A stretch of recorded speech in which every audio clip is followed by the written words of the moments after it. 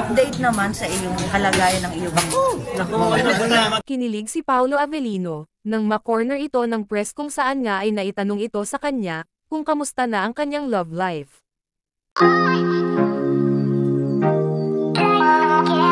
Natawa at may halong kilig nga ang naging reaksyon ni Paolo Avellino, kung saan ay na-corner ito ng press.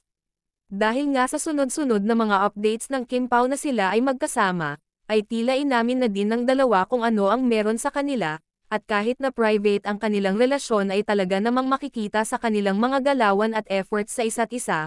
Maraming nakapansin naman kay Kimi na pag-glow up ang hitsura nito na halatang happy at in love ito, kahit nga naman ang mga malalapit na mga kaibigan at katrabaho nitong si Kim, ay talagang alam na si Paolo Avellino ang lagi niyang kasama, at lagi nga siya hatid sundo sa It's Showtime.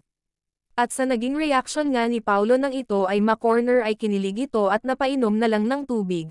Alam naman kasi natin, na kapag walang confirmation na galing kay Kimi ay talagang hindi ito pinangunahan ni Paolo Avellino, kaya naman ay naging matipid ang naging sagot ni Pao, sa naging tanong ng press.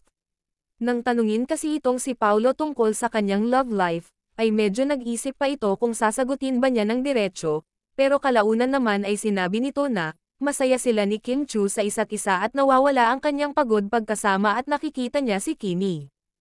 Inamin din ni Pao na mas pina-priority nila ngayon ni Kim Chu ang kanilang health, lalong-lalo na sunod-sunod ang kanilang mga projects at endorsement, dapat maging healthy pa daw lalo. Kaya asahan natin ang madalas na pag-workout ng dalawa na magkasama.